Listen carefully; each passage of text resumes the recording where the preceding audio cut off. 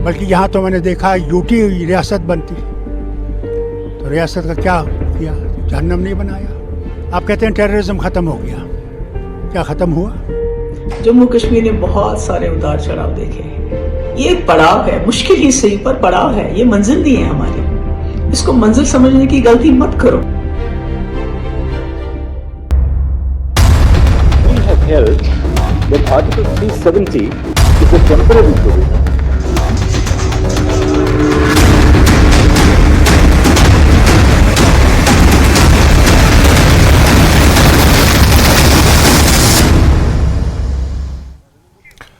नमस्कार, बहुत स्वागत है। मैं हूं आपके साथ अबू हुरैरा और आप देख रहे हैं JKLH prime time. Jammu Kashmir को विशेष दर्जा देने वाले आर्टिकल 370 को हटाने के केंद्र के फैसले को सुप्रीम कोर्ट ने बरकरार रखा है। सुप्रीम कोर्ट के फैसले को पीएम मोदी और गृह मंत्री अमित शाह ने ऐतिहासिक बताया। वहीं विपक्षी दलों ने सुप्रीम कोर्ट के फैसले पर निराशा जताई है। तो इस फैसले के बाद कहीं खुशी है और कहीं गम का माहौल। आज इसी पर हम चर्चा करेंगे। बल्कि यहाँ तो मैंने देखा यूटी रियासत बनती, तो रियासत का क्या किया, जहन्नम नहीं बनाया। आप कहते हैं टेररिज्म ख़त्म हो गया, क्या ख़त्म हुआ? जम्मू कश्मीर ने बहुत सारे उतार चढ़ाव देखे हैं। ये एक पड़ाव है, मुश्किल ही सही पर पड़ाव है। ये मंजिल नहीं है हमारी, इसको मंजिल समझने की गलती मत करो। Held that Article 370 is a temporary provision.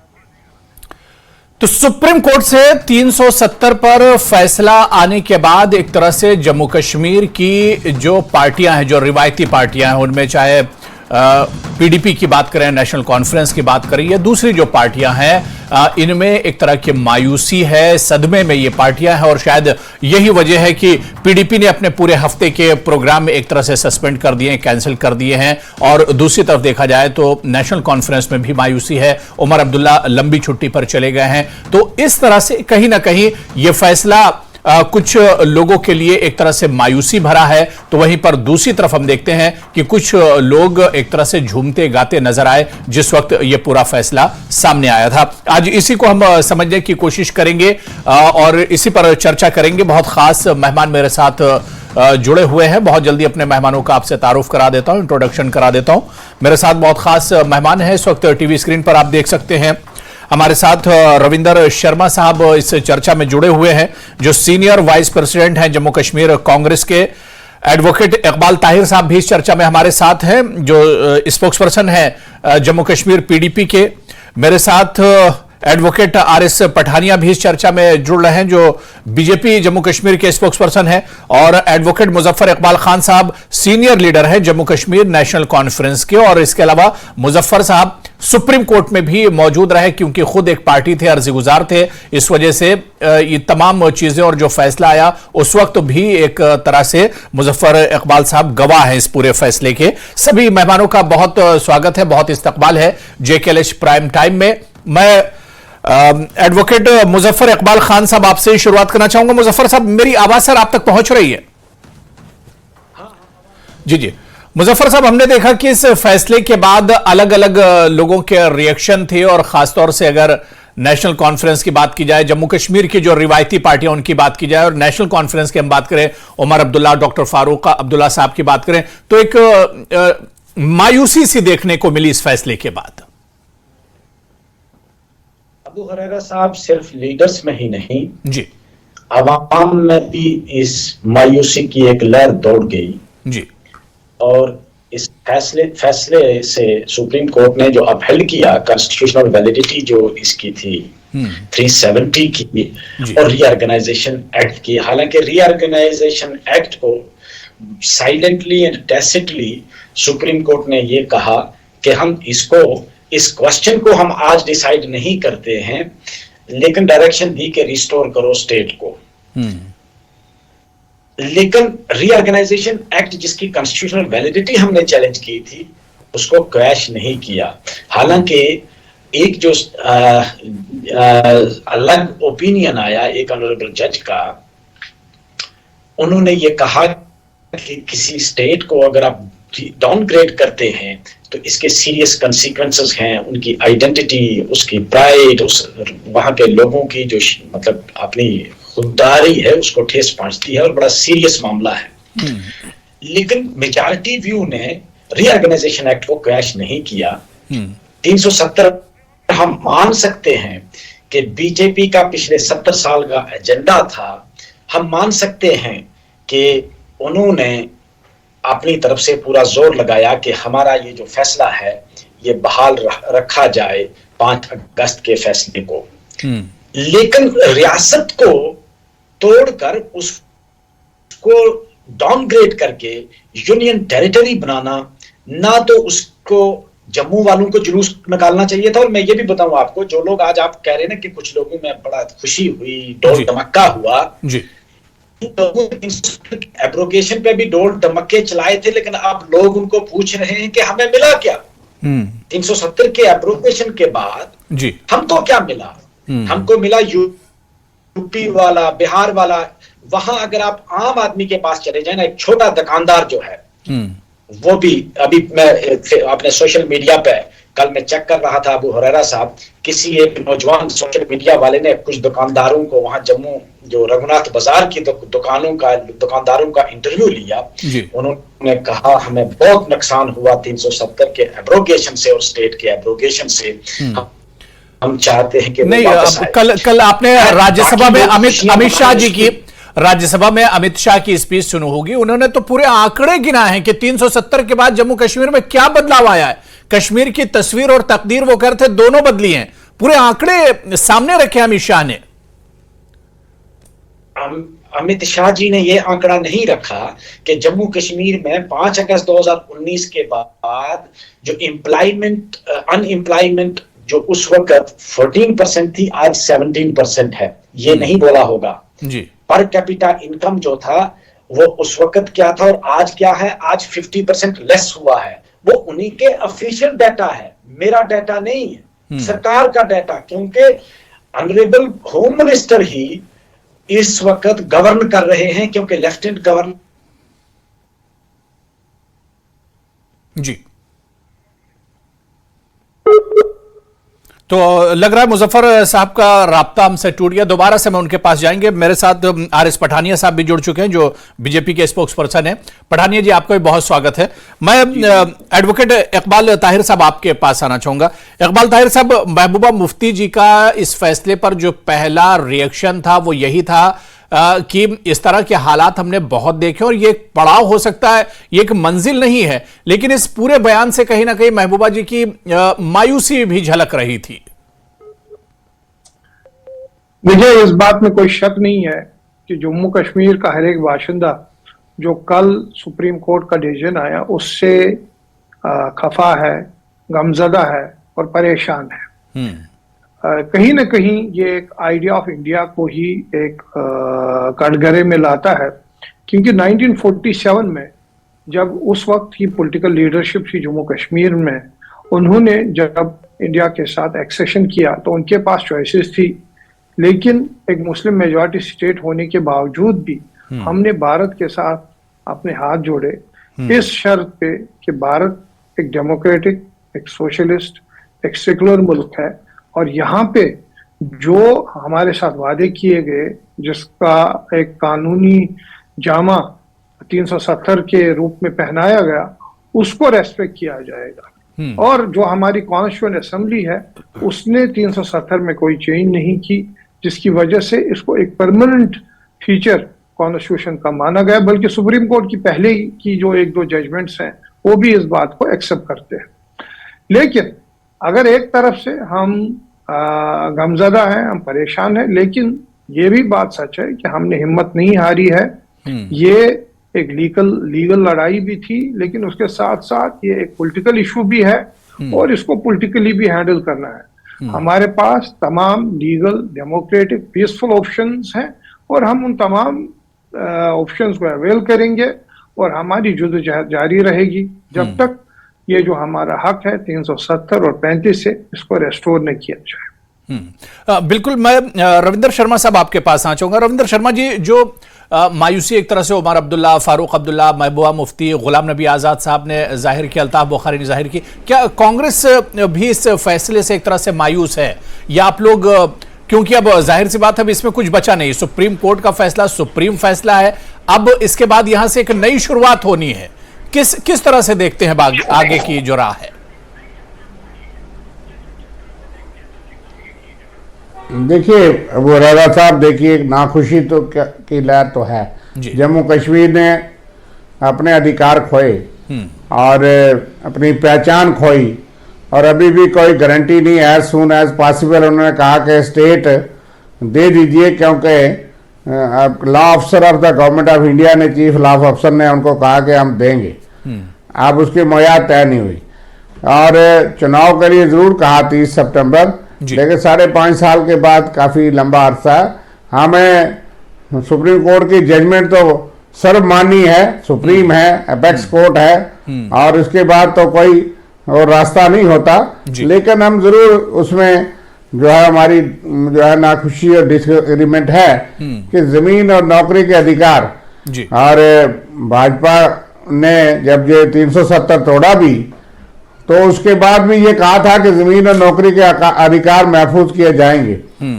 और लेकिन यह है कि जम्मू कश्मीर ने जो 370 के बाद देखा, हमने तो कहा था कि ये एक्सरसाइज ठीक नहीं, आपने डेमोक्रेटिक तरीका अख्तियार नहीं किया, कोई भी कानून बदलने के लिए, कोई भी चीज करने के लिए इस पे राउंड टेबल कॉन्फ्रेंसिस होती रही, और 70-75 साल से अगर इंटरनल अटॉनमी थी तो उसके ऊपर कोई अगर अमेंडमेंट करनी है तो कोई तरीकाकार होता था। हम इसके मानते थे कि जिस तरीके से जो तरीकाकार इख्तियार किया गया वो डेमोक्रेटिक नहीं था। अब सुप्रीम कोर्ट ने उस पर मोहर लगाई है, लेकिन हम लोगों की जमीन और नौकरी के हकूक को सुरक्षित करने के लिए जंग लड़ेंगे। हम जल्द से जल्द कम से कम चुनाव जो है स्टेट असेंबली के अंदर हो, ना कि यूटी के, उसका कोई मायना नहीं है। हम जंग लड़ेंगे और चुनाव जल्द हो, इसके लिए जंग लड़ेंगे। सियासी रास्ते खुले हैं, और अगर 371 सुप्रीम कोर्ट ने एक बात और कही है, बहुत अहम बात है, कि उन्होंने कहा it was unconstitutional and undemocratic not to hold elections for such a long time, कि ये एक बहुत बड़ा तमाचा है। जो 5.5 साल से हम जंग लड़ रहे हैं, 370 के जाने के बाद भी 4.5 साल हो गए, लेकिन सुप्रीम कोर्ट ने कहा कि ये अनकॉन्स्टिट्यूशनल अनडेमोक्रेटिक था है। इसके साथ साथ उन्होंने ये भी कहा, जो भाजपा प्रचार करती रही कि एक प्रधान, दो विधान, 2 निशान, इससे देश कमजोर होता है, उन्होंने कहा ये कोई अलग अटानवी नहीं थी। अगर बाकी रियासतों में है, सिर्फ जम्मू कश्मीर पे बिल्कुल ही क्यों खत्म की? अगर इंटरनल अटानमी एक जो है संविधान की खूबसूरती है, कहीं आपने 371 दिया है, कहीं दूसरा ए से लेके ABCDEFGHIJ उस तक कई प्रावधान है। जम्मू कश्मीर पे को भी दीजिए 370 के रूप में नहीं, किसी और रूप में, कम से कम जमीन और नौकरी तो महफूज करिए। उसमें जम्मू का, कश्मीर का, एक पहलू पे उन्होंने अपनी जजमेंट नहीं दी।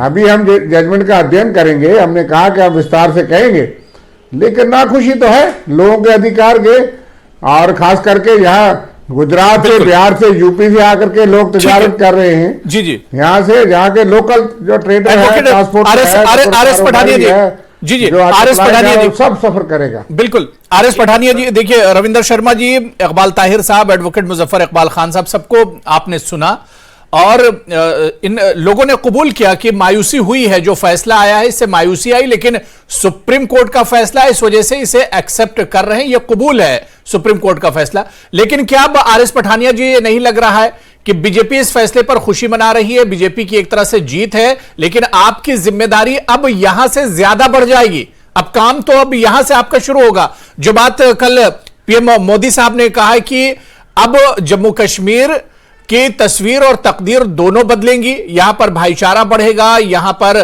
तरक्की होगी, यहां विकास होगा, तो जिम्मेदारी और बढ़ गई केंद्र सरकार पर और आप लोगों पर।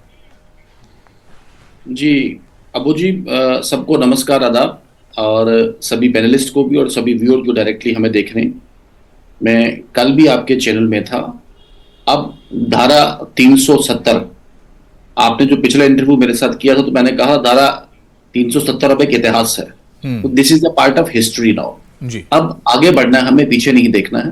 ठीक है, रविंदर शर्मा जी का महबूबा मुफ्ती जी ने कहा है कि ये एक पड़ाव है, अभी मंजिल नहीं है, और उमर अब्दुल्ला ने भी कहा है कि लड़ाई हम जारी रखेंगे। जी, मैंने कहा पीपल्स डेमोक्रेटिक पार्टी का एक व्यू पॉइंट हो सकता है, नेशनल कॉन्फ्रेंस का एक व्यू पॉइंट हो सकता है, कांग्रेस का एक व्यू पॉइंट हो सकता है। मुझे सम्मान है इनके व्यू पॉइंट का, ऐसी कोई बात नहीं है। मैं कोई किसी को डाउनग्रेड करें, हम डिनाइग्रेड करें या किसी का मजाक उड़ाने की बात नहीं, लेकिन तथ्यों की अगर बात करें, मैंने कल भी कहा, आज फिर रिपीट करूंगा कि किसी पार्टी या किसी नेता को चिन्हित किए बिना भारत सरकार ने ही धारा 370 जम्मू एंड कश्मीर को स्पेशल स्टेटस दिया था। लेकिन मुल्ला हसरत मोहानी बोले भाई Jammu Kashmir Muslim majority state है, तो पाकिस्तान से ज्यादा जो मुस्लिम है भारत में रहने वाले उनको क्या देने जा रहे हो? Don't, he objected it. लेकिन उस वक्त नेहरू जी ने पुश थ्रू किया, बी आर अम्बेडकर ने भी इसको अपोज किया, सरदार पटेल भी इसके हक में नहीं थे, कांग्रेस वर्किंग कमेटी में यह रेजोल्यूशन फंस गया। लेकिन आखिरकार नहीं, 370 तो अब देखिए इतिहास हो गया। नहीं, अब इसके पीछे क्या हुआ, अब इसके आगे क्या होगा, मैं ये सुनना चाह रहा हूं आपसे। 370 तो हिस्ट्री हो गया, मैं उसी बात पे आ रहा हूं कि जी मैं आ रहा हूं, मुजफ्फर साहब आ रहा हूं जी। रीजनल पॉलिटिकल पार्टीज और केंद्र में जो भी सरकार थी बार बार at different points of time, उन्होंने काफी एक्सपेरिमेंट्स करने की कोशिश की है जम्मू एंड कश्मीर। मुजफ्फर साहब आप बोल सकते हैं जी। कहीं भी कोई कोहेरेंस, कोहेरेंस के भी कोई कंटिन्यूटी, कहीं भी कोई जिसे कहते हैं एक कंसिस्टेंसी रही नहीं। जी अब एक साफ पठानिया जी, मुजफ्फर साहब कुछ कहना चाह रहे हैं, सुन लीजिए फिर जवाब दे दिया। जी मुजफ्फर साहब। पठानिया साहब, शायद अगर मैंने कल भी आपसे गुजारिश की थी, अगर आप कॉन्स्टिट्यूट असेंबली की डिबेट पढ़ लेंगे, नेहरू साहब का इसमें रोल नहीं है। ये बिल जो मूव किया था, इसने सरदार वल्लभ भाई पटेल ने और chairman of the committee doctor Ambedkar साहब ने किया था।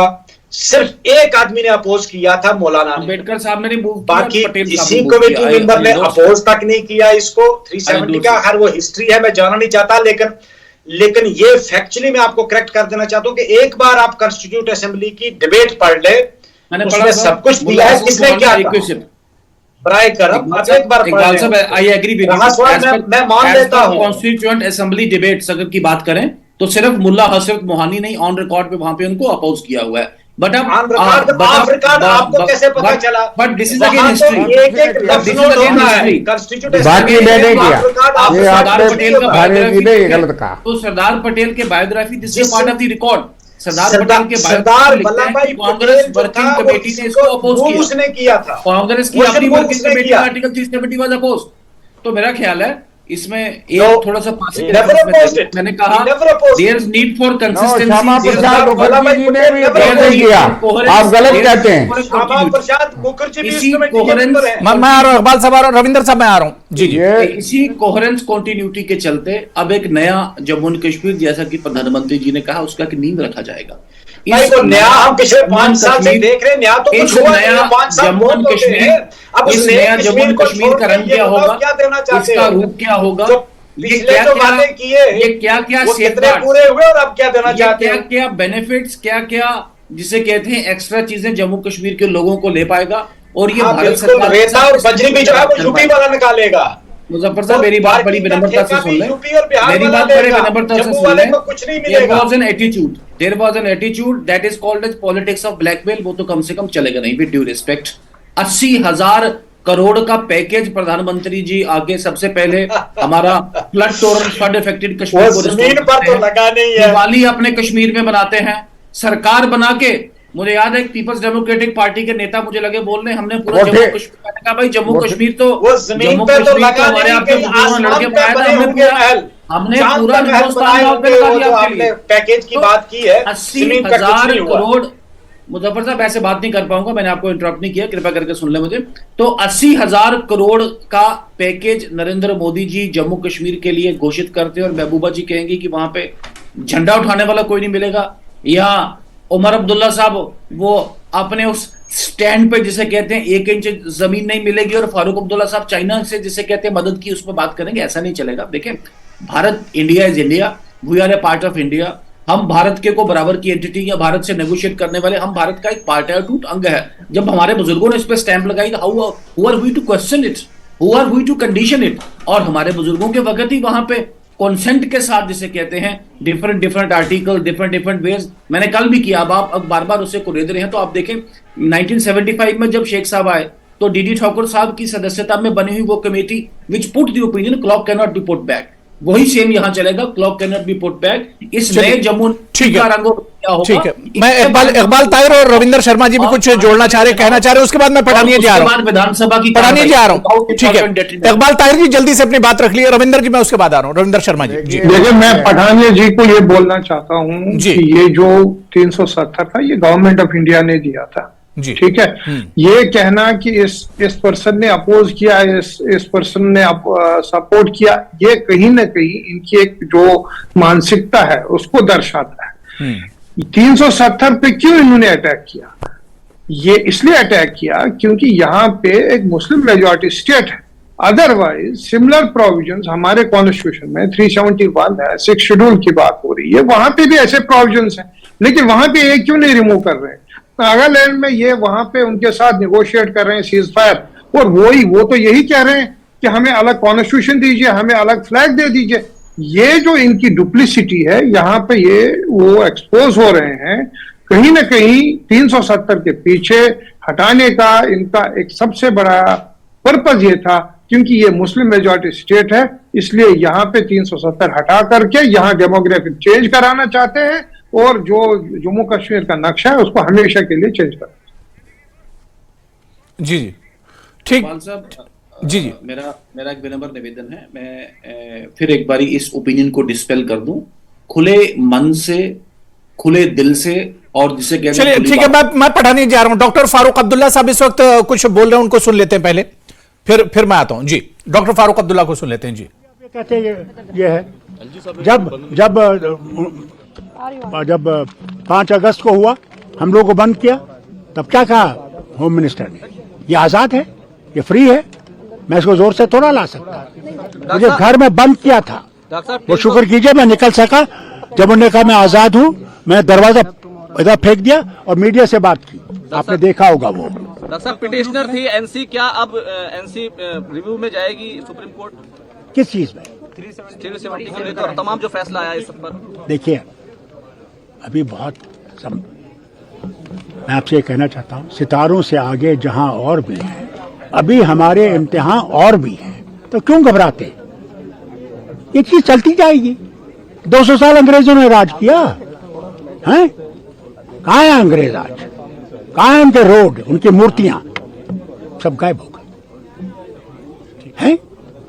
हम लोग भी इंतजार करेंगे कि हमारे हक मिले, इस देश से हक मिले, हम इस देश के वासी हैं।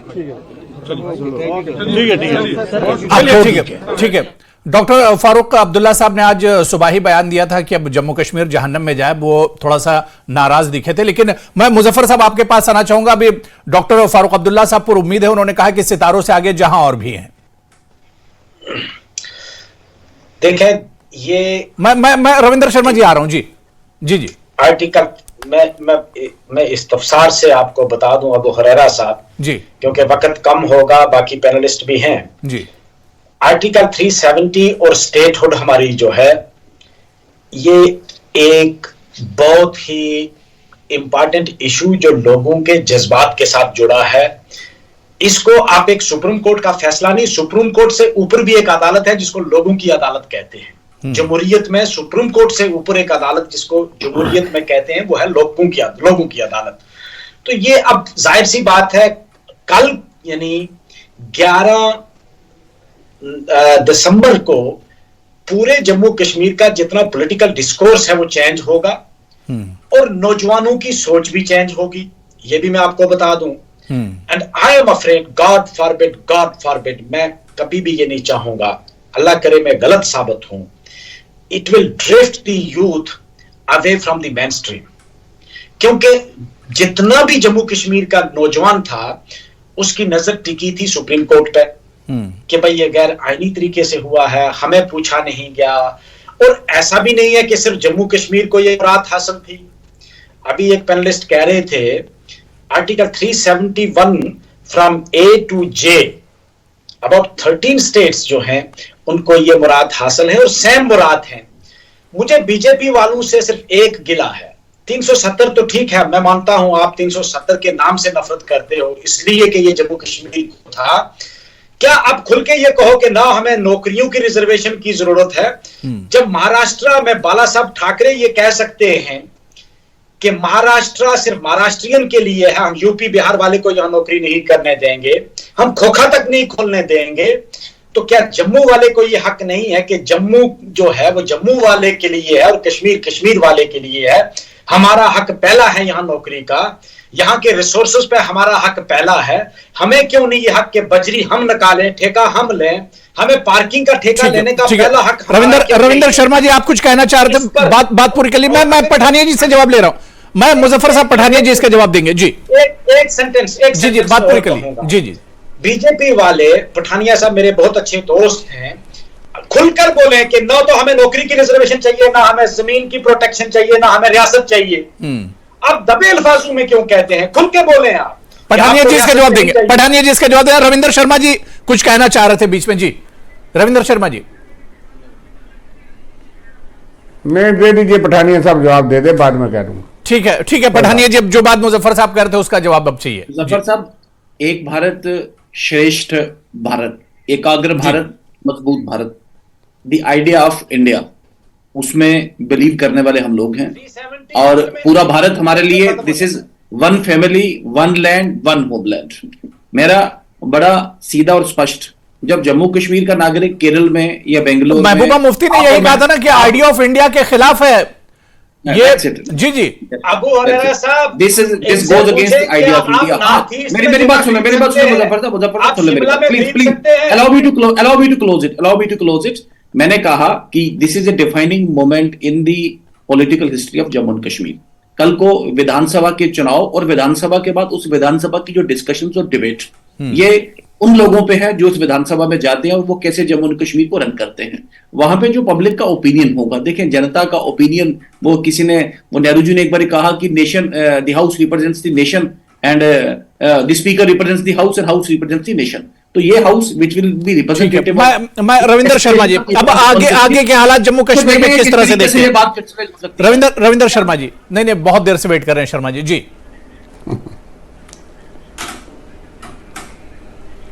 नहीं, मैं सुन रहा हूँ, बाकी लोगों को अच्छी बात कर रहे हैं जी, तो कोई ऐसी खास बात पे नहीं। क्या आप नहीं, तो अब जम्मू कश्मीर के आगे के हालात कैसे बातों में मजा ज्यादा आने लगा, इसलिए मैं चुप बैठा जी। लेकिन क्या हालात होंगे, लोग मायूस हैं, मैंने कह दिया कि नहीं, बीजेपी तो खुश है, बीजेपी तो खुश है, आप लोग मायूस है, बीजेपी खुश है साहब। अगर हट, जब अपोजिशन मायूस होता है बीजेपी खुश होती है। बीजेपी खुश होने से लोग खुश नहीं होते। देखिए हम मायूस नहीं है, लोग मायूस हैं और इसका खामियाजा देश भुगतेगा और ये भुगतेंगे। क्योंकि बात यह है कि जिनका आप मजाक उड़ाते हैं, मैं ये मानता हूं कि जितनी मुझे जानकारी है कि जिस फारूक अब्दुल्ला के लिए आप कहते हैं, इसके बाप का, शेख अब्दुल्ला साहब का बहुत बड़ा रोल है, पंडित जवाहरलाल नेहरू का रोल है। अब बीजेपी सियासी मजबूरी से मान नहीं सकते, ये कहते हैं जो बातें वो उन्होंने जबरदस्ती से जो करना था किया, लोगों के जमीन हकूक बाकी चीजें खत्म की, लेकिन सियासी जंग लड़ेंगे अपने अपने तरीके से सारे लोग, वो ठीक कहा, लेकिन इससे हासिल कुछ नहीं होगा अगर बाकी प्रदेशों में जो कि नॉर्मल प्रदेश हैं वहां पे कुछ किसी के अख्तियारात हैं लोगों को, तो जम्मू कश्मीर का एक इतिहास था, है और रहेगा। इतिहास में आप दफन कुछ नहीं कर सकते। ठीक है, नहीं, ये जाहिर सी बात है कि अब एक तरह से यहाँ 370 खत्म होने के बाद, क्योंकि सुप्रीम कोर्ट के फैसले के आने के बाद अब कुछ बचा नहीं है, ऐसे में जम्मू कश्मीर किस तरह से आगे बढ़ेगा, कैसे डेवलपमेंट तरक्की होगी, केंद्र सरकार के जो नारे और जो वादे और जो दावे हैं, क्या वो आने वाले दिनों में सच साबित होंगे, देखना भी बहुत अहम होगा। बहुत बहुत शुक्रिया सभी मेहमानों का, आरिस पठानिया जी, रविंदर शर्मा जी, इकबाल ताहिर साहब और मुजफ्फर इकबाल खान साहब, सभी का बहुत बहुत शुक्रिया चर्चा में जुड़ने के लिए। तो चलिए, जेकेएलएच प्राइम टाइम में आज फिलहाल इतना ही, कल फिर किसी बड़े इशू के साथ हाजिर होंगे। नमस्कार।